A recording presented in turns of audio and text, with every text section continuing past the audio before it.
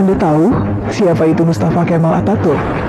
Dialah presiden pertama dari Republik Turki sekuler. Dialah dalang di balik kacaunya Khilafah Utsmani sampai Khilafah Utsmani harus runtuh pada 3 Maret 1924. Dan ketika Mustafa Kemal Atatürk berkuasa di Turki, dia menjadi diktator pertama dalam dunia Islam. Dia yang memerintah dengan tangan besi. Habis semua umat Islam dalam genggaman tangannya. Tangannya berlumuran darah umat Islam yang menghendaki agar Khilafah Utsmani kembali menghiasi bumi Istanbul. Mustafa Kemal juga yang berhasil menghapus segala bentuk hukuman syariah. Dia yang menghapus hukum potong tangan bagi pencuri, hukum rajam bagi pezina, hukum qisas bagi pembunuh, lalu diganti semua itu dengan hukuman penjara. Tak hanya itu, Mustafa Kemal juga menghapus hukum waris, menyamaratakan ahli waris laki-laki dengan ahli waris perempuan, menghapus hukum hijab bagi muslimah, mengubah Masjid Hagia Sophia menjadi museum, kalimat azan diganti menjadi bahasa Turki, menggalakkan minum-minuman khamr di tempat umum, dan menjadikan majelis-majelis ilmu, kemudian menggantinya dengan tempat-tempat lokalisasi pelacuran dan diskotik. Tak hanya mengubah sistem pemerintahan Turki yang Islami menjadi sekuler, Mustafa Kemal juga memiliki sifat sombong sebagaimana Fir'aun. Dalam suatu kesempatan, Mustafa Kemal berpidato di hadapan para tentara, ex-tentara khilafah. Dalam pidatonya itu, Mustafa Kemal membanggakan dirinya dengan berkata, "Kini, siapa yang berkuasa? Aku atau Tuhan?" Dengan perasaan takut, para tentara itu serentak mengucapkan, "Andalah paduka yang kami takutkan sekarang."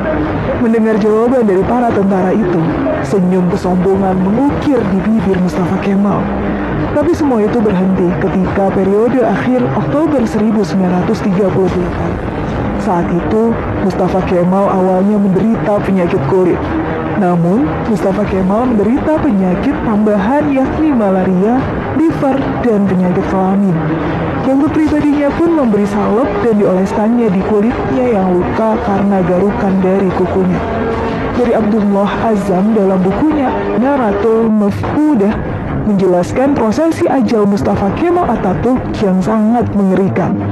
Menurut Dr. Abdullah Azzam, sebuah cairan berkumpul di perutnya secara kronis. Ingatannya melemah, darah mulai mengalir dari hidungnya tanpa henti. Untuk mengeluarkan cairan dalam tubuhnya, dokter pun menusuk jarum di perutnya. Tapi hasilnya, perutnya membusung dan kedua kakinya bengkak. Wajahnya pun menjadi pusat pasi dan terlihat seperti tengkorak. Mustafa Kemal yang sedang sakit menderita itu, kesehariannya dilingkupi rasa panas yang luar biasa. Bahkan, gatal-gatal dari tubuhnya semakin menjadi, hingga dia merasa tak tahan, lalu menjerit sampai terdengar di seluruh istana. Para pekerja istana sangat ketakutan ketika Mustafa Kemal sudah menjerit karena kesakitan. Badannya yang panas hingga melebihi suhu normal membuatnya tak mau masuk istana.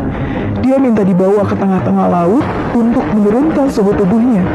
Tapi ternyata suhu tubuhnya selalu naik dan malah bertambah panas. Syekh Dr. Said Hussein Al-Afani dalam kitabnya Al-Jaza min Jinsil Amal mengisahkan bahwa sebenarnya Mustafa Kemal sudah mulai menderita kanker hati pada tahun 1936. Tapi anehnya para dokter yang mendiagnosa baru mengetahui bahwa Mustafa Kemal terkena kanker hati pada tahun 1938. Dan puncaknya, pada pagi hari tanggal 10 November 1938, Mustafa Kemal dinyatakan mati oleh tim dokter. Sakaratul maut yang amat mengerikan bagi pengkhianat dan penghancur khilafah Utsmani. Bahkan ketika akan proses pemakaman pun, para ulama Turki menolak untuk menyolatkan jenazah busuk Mustafa Kemal Atatürk. Baru dini hari ke-9, atas desakan dan permintaan dari adik perempuan Mustafa Kemal, barulah para ulama dan rakyat Turki mengkafani, menyolatkan dan menguburkan Mustafa Kemal. Tapi naas, ketika jenazahnya akan dimasukkan ke perut bumi, jenazahnya terlempar ke atap. Para peziarah dibuat repot oleh hal ini. Akhirnya para ulama sepakat untuk menimbun jenazah Mustafa Kemal dengan bebatuan di Bukit Angkara. Baru setelah 15 tahun matinya Mustafa Kemal, jenazahnya kembali untuk dikubur. Tapi lagi-lagi bumi menolak jenazah Mustafa Kemal Atatürk. Hingga akhirnya jenazah Mustafa Kemal dimasukkan ke dalam museum etnografi di Ankara, Turki. Jenazahnya ditimbun dengan bebatuan marmer yang bobotnya sampai 44 ton. Dan jika Anda pergi ke museum etnografi di Turki untuk melihat makam Mustafa Kemal, para pemandu museum pasti akan menyemprotkan parfum yang paling wangi ke pakaian Anda. Sebab, jika Anda sudah mendekati makam Mustafa Kemal, pasti akan tercium bau yang lebih busuk dari bangkai. Pihak museum pun mengakui jika sumber bau busuk itu bukan dari WC atau septic tank yang bocor, melainkan dari areal makam Mustafa Kemal Atatürk. Kisah ini memberikan iktibar, seperti kata beberapa ulama, kalau kamu benci dan mencoba menjegal khilafah, maka kamu akan melawan Allah.